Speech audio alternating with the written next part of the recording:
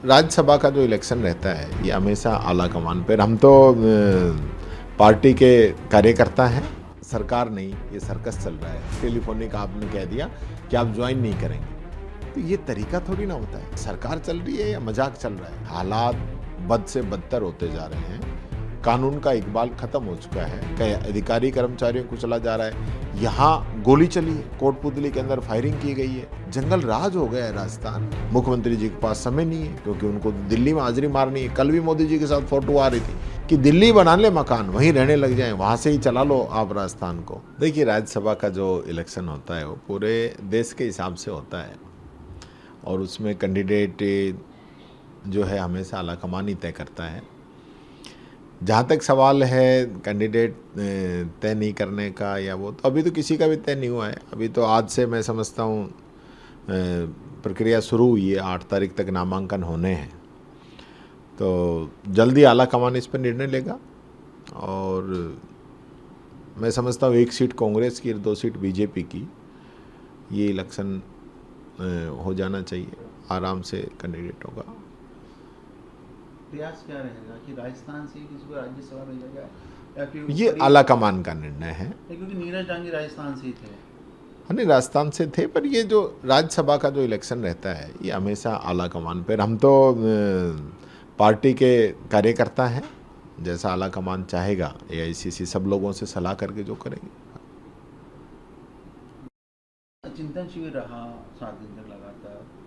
संगठन के लिहाज से कितना महत्वपूर्ण रहा? कल राहुल गांधी भी आए और उसमें कोई ऐसी महत्वपूर्ण बिंदु हो जिस पर चर्चा हुई हो, कोई निर्णय लिया गया हो, सो आगामी दिनों में आप संगठन के स्तर पर फॉलो करेंगे? देखिए, 10 दिनों का ये जो प्रशिक्षण शिविर था, ये हमारे जो जिला अध्यक्ष बने हैं, संगठन सर्जन अभियान पार्टी ने चलाया और उस अभियान के तहत जो जिला अध्यक्ष चुन के आए, जिनका चयन किया गया पार्टी के द्वारा, नेताओं के द्वारा, उन जिला अध्यक्षों को क्या टास्क देनी है और क्या क्या परेशानियां उनके सामने आती हैं, किस प्रकार से उनको काम करना चाहिए, पार्टी की विचारधारा क्या है। क्योंकि सबसे महत्वपूर्ण है कांग्रेस पार्टी की विचारधारा, जिसने हमेशा से इस देश के हर वर्ग के लिए और विशेष रूप से शोषित और पीड़ित के लिए प्राथमिकता रखी है। साथ ही मजबूती के साथ कैसे इन लोगों से मुकाबला किया जाए, क्योंकि आज मोदी जी जो हैं वो संस्थाओं का दुरुपयोग भी कर रहे हैं। पहले तो ईडी, इनकम टैक्स, सीबीआई का ही कर रहे थे, आजकल तो चुनाव आयोग भी इनके साथ हो गया है। सुप्रीम कोर्ट तक ये कह दे कि कोई बात नहीं, अब की बार वोट नहीं डाला तो अगली बार डाल लेना। ये जो परिस्थितियां हैं, एक वो समय था जब कांग्रेस थी तो एक एक वोट के लिए भी कई जगह मतदान केंद्र होते थे कि एक भी वोट छूटना नहीं चाहिए। अब ये है कि वोट डले नहीं डले कोई फर्क नहीं पड़ता, तो चेंज आ गया बहुत। तो इनसे लड़ाई लड़ने के लिए, लोगों की मदद करने के लिए, जिस प्रकार से तानाशाही हो रही है, लोकतंत्र को कमज़ोर किया जा रहा है, संविधान पे लगातार हमले किया जा रहे हैं, तो उसमें कांग्रेस पार्टी किस प्रकार से मजबूती लेके आए। कांग्रेस का जो विजन था देश की आज़ादी की लड़ाई, और उसके बाद पंडित जवाहरलाल नेहरू जी के नेतृत्व के अंदर जिस प्रकार से पंचवर्षीय योजनाएं आई, देश का विकास हुआ, एक मजबूती की जो नींव रखी। आईआईटी थी, एम्स थे, बड़े बड़े डैम थे, बड़ी बड़ी भिलाई और बोकारो जैसी इंडस्ट्री थी, वो सब जो लेके आए, उन सबको वहाँ से लेकर मनमोहन सिंह जी के समय तक क्या हमारा इतिहास रहा है, वो सारी चीज़ें जो है जिला अध्यक्षों से डिस्कस की गई है।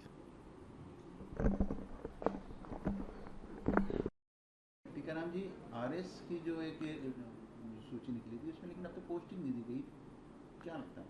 देखिए, हम तो पहले ही कह रहे हैं, सरकार नहीं, ये सर्कस चल रहा है कि 187 लोगों की ट्रांसफ़र लिस्ट निकली, आज 20 दिन हो गए, उसमें से 50-60 लोग जो है रिलीव हो गए और उनको ज्वाइन नहीं कराया जा रहा है। और मौखिक जो है आदेश से, एक टेलीफोनिक आपने कह दिया कि आप ज्वाइन नहीं करेंगे, तो ये तरीका थोड़ी ना होता है। आपको ज्वाइन नहीं कराना, आप उनके ऑर्डर कैंसिल कर दीजिए, दूसरी जगह कर दीजिए, आपको पावर है।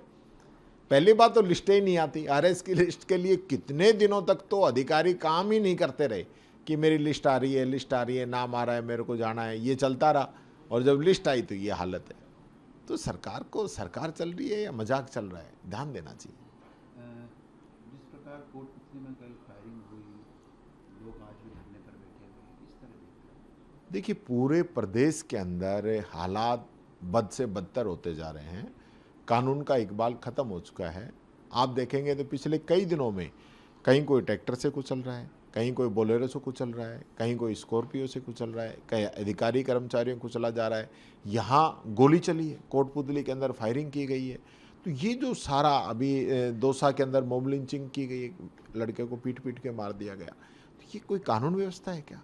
जंगल राज हो गया है राजस्थान कि कोई ध्यान देने वाला नहीं है। कोई व्यक्ति ऐसा नहीं है जो ये देखे कि हो क्या रहा है प्रदेश के अंदर। गृह मंत्रालय का जो पूरा विभाग है मुख्यमंत्री जी के पास है। मुख्यमंत्री जी के पास समय नहीं है क्योंकि उनको दिल्ली में हाजिरी मारनी है। कल भी मोदी जी के साथ फोटो आ रही थी। यानी कितना दिल्ली जाएंगे? मैंने तो पहले ही कहा था कि दिल्ली बना ले मकान, वहीं रहने लग जाएं, वहाँ से ही चला लो आप राजस्थान को। जनता के बीच में नहीं जाना है, दिल्ली जाना है। और इसकी वजह से हालत ये हो रही है, पूरा प्रदेश का जो है कानून व्यवस्था, पूरा सिस्टम जो है कोलैप्स हो चुका है।